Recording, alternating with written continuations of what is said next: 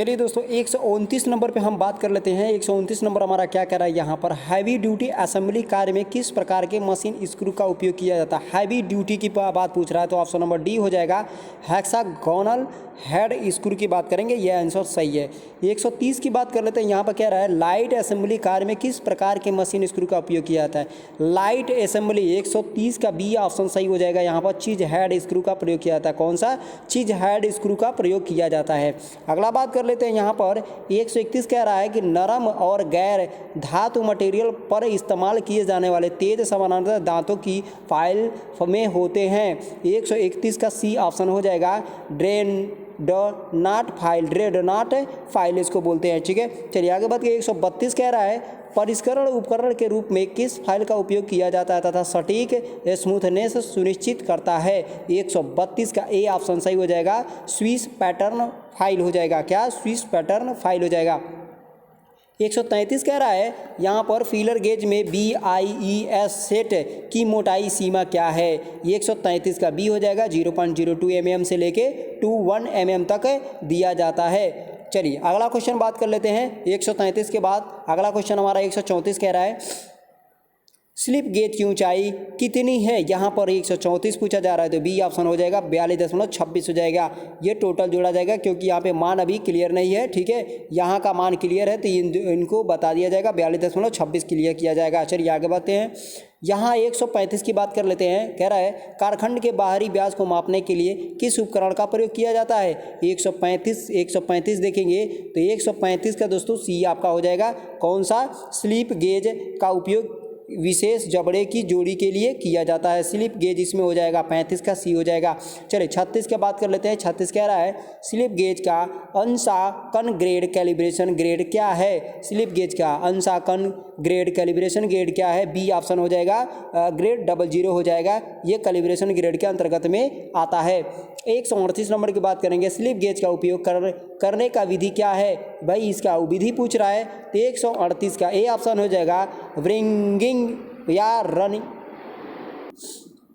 इसको व्रिंगिंग विधि बोलते हैं या रिंगिंग विधि, दोनों भी बोल सकते हैं। रगड़कर इसके ऊपर इसको क्या किया जाता है, आपस में जोड़ते चले जाते हैं। चलिए आगे बात करते हैं। 139 कह रहा है कि इस गेज का उपयोग क्या है। इस गेज का उपयोग कुछ पूछ रहा है। यहाँ पर क्या पूछ रहा है। 139 का बी ऑप्शन सही हो जाएगा। यहाँ पर स्क्रू थ्रेड प्लग गेज इसको बोला जाएगा। उपयोग इसका उपयोग गेज का उपयोग क्या है, इसका नाम और उपयोग 139 का बी ऑप्शन हो जाएगा, स्क्रू थ्रेड प्लग गेज। यहाँ पे नाम दिया है या उपयोग पूछा है तो क्वेश्चन गलत है, यहाँ पे नाम पूछना चाहिए। यहाँ पे थ्रेड प्लग गेज इसको बोल देंगे। क्लियर, आगे बढ़ते हैं। चलिए 140 पूछ रहा है यहाँ पर। 140 रिंग गेज का उद्देश्य क्या है।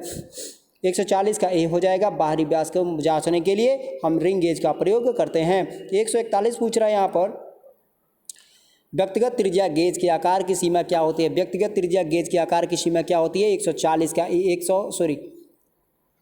141 का ए ऑप्शन सही हो जाएगा। सॉरी एक क्वेश्चन मैं देख ले रहा हूँ। ये 140 का क्या आंसर मैंने बताया, 140 का बाहरी, ठीक है बिल्कुल सही है। 141 यहाँ पे देख लेते हैं। 141 हमारा क्या कह रहा है यहाँ पर। 141 का ए हो जाएगा, स्टेप ऑफ 1 मिलीमीटर। कितना हो जाएगा, 1 मिलीमीटर। 42 की बात कर लेते हैं। कह रहा है यहाँ पर सॉफ्ट के बाहरी व्यास के स्वीकार्य साइज के जांच करने के लिए कौन सा गेज का प्रयोग किया जाता है। 142 क्वेश्चन पूछ रहा है। 142 का ए ऑप्शन हो जाएगा, रिंग गेज या गो गेज इसको बोलते हैं। चलिए बात कर लेते हैं 143 का। 143 कह रहा है अपघर्षक। 143 कह रहा है अपघर्षक स्टिकस के साथ बेलनाकार सतहों की प्रोफाइल को सही करने के लिए फिनिशिंग प्रक्रिया क्या होती है। तो 143 का बी हो जाएगा, होनिंग हो जाएगा। क्या हो जाएगा, होनिंग हो जाएगा। चलिए अगला बात कर लेते हैं। 144 कह रहा है हमारा आसान चीज।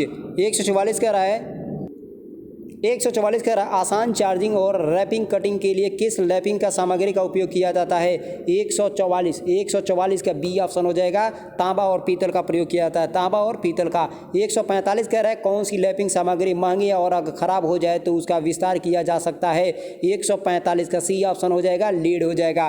क्या क्या है, लीड हो जाएगा। 146 क्या कह रहा है दोस्तों यहाँ पर, कठोरीकृत स्टील के भारी स्टॉक हटाने के लिए किस प्रकार का अपघर्षक सामग्री का उपयोग किया जाता है। यहाँ पर 146 का ए हो जाएगा। सिलिकॉन कार्बाइड की बात करेंगे, सिलिकॉन कार्बाइड हो जाएगा। 147 कह रहा है कौन सा अपघर्षक डाई गैज्ड की लैपिंग का उपयोग के लिए किया जाता है। 147 का ए हो जाएगा दोस्तों, 147 का ए हो जाएगा। बोरान कार्बाइड हो जाएगा, बोरान कार्बाइड हो जाएगा, बोरान कार्बाइड हो जाएगा। 148 बात करेंगे, यहाँ पर कह रहा टंगस्टन कार्बाइड के लैपिंग के लिए प्रयुक्त सभी अपघर्षक पदार्थों में से सबसे कठोर कौन सा है। तो 148 का सी आप मारेंगे।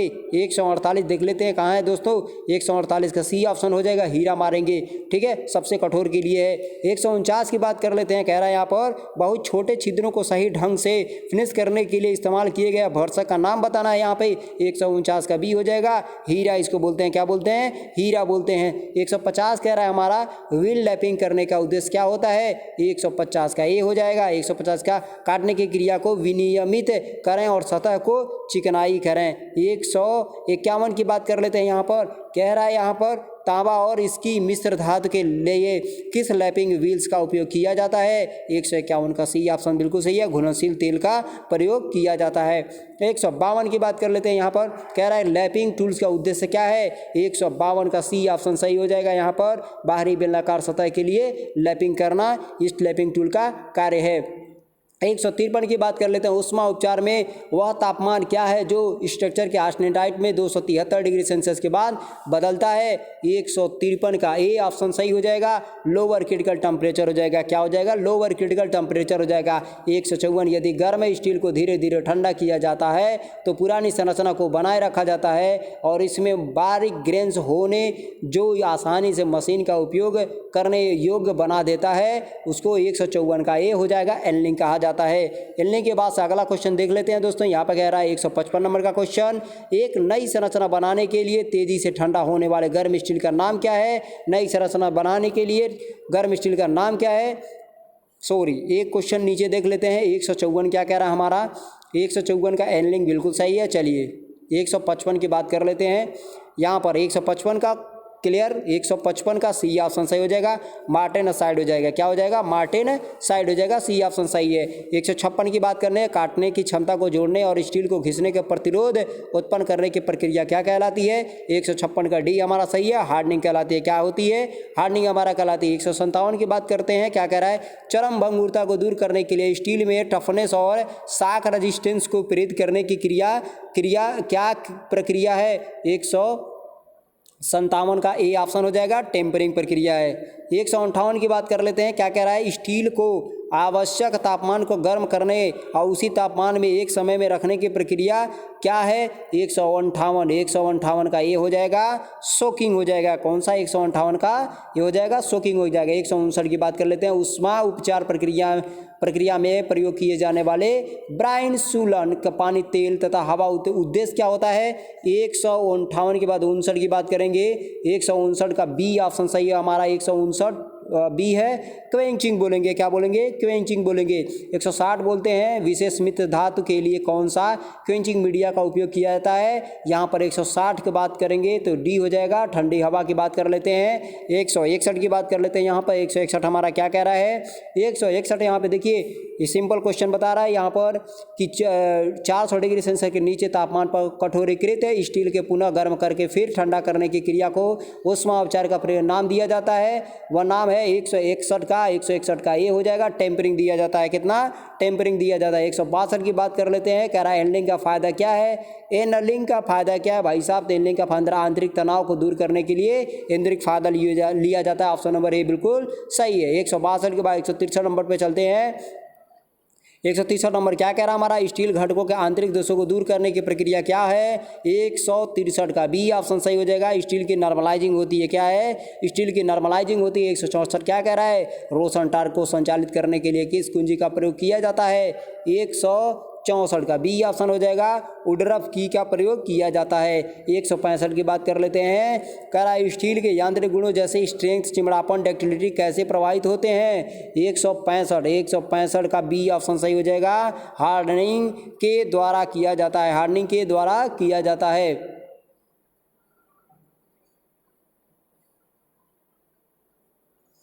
चलिए 166 नंबर क्वेश्चन की बात कर लेते हैं। 166 हमारा कह रहा है यहाँ पर किस बीयरिंग का ऊष्मीय चालकता थर्मल कंडक्टिविटी कम होती है? 166 का डी ऑप्शन बिल्कुल सही मारेंगे, लैमिनेटेड फेनोलिक्स आंसर सही है। चलिए आगे बात कर लेते हैं। 167 नंबर का क्वेश्चन क्या कह रहा है हमारा यहाँ पे, देखिए 167 नंबर का क्वेश्चन क्या कह रहा है कि बाल बीयरिंग में प्रदान किए गए गहरे ग्रुप से वाले बाल रेसेस का क्या उद्देश्य है? तो 167 का सी हो जाएगा आपका, अच्छी थ्रस्ट सामना करने के लिए, अच्छी थ्रस्ट सामना करने के लिए। 168 की बात कर लेते हैं। यहाँ पर डबल रोलर बियरिंग का उपयोग क्यों किया जाता है? 168 का डी ऑप्शन हो जाएगा, भारी रेडियल भार लेने के लिए किया जाता है। 169 की बात कर लेते हैं, क्यों बियरिंग मटेरियल का गलनांक शाफ्ट के गलनांक की तुलना में कम होनी चाहिए? 169 का क्या आंसर हो जाएगा? ए हो जाएगा आपका 169 का प्रिवेंटिंग शाफ्ट साइजर आपका होना चाहिए, ऑप्शन नंबर ए आपका है। चलिए 169 के बाद 170 देखते हैं। 170 हमारा क्या कह रहा है यहाँ पर? 170 कह रहा है, यहाँ देख लीजिए कि इस वाशर का नाम क्या है? 170 का सी हो जाएगा, आंतरिक और बाहरी वाशर इसको बोलते हैं, इंटरनल एंड एक्सटर्नल वाशर इसको बोलते हैं, इंटरनल एंड एक्सटर्नल वाशर बोलते हैं। 171 की बात कर लेते हैं। 171 क्या कह रहा है? 171 डी उच्च तापमान और उच्च भार वाहन क्षमता पर कौन सा मिश्र धातु बीयरिंग कार्य करता है? उच्च तापमान उच्च वाहन भार क्षमता पर 171 का डी ऑप्शन हो जाएगा, कैडमियम आधारित मिश्र धातु, कैडमियम आधारित मिश्र धातु उच्च तापमान उच्च भार वाहन क्षमता में कौन सा? तो कैडमियम है, ऑप्शन नंबर डी बिल्कुल सही है। 171 का डी ऑप्शन सही है। चलिए दोस्तों अगले वीडियो में फिर मिलते हैं, नमस्कार।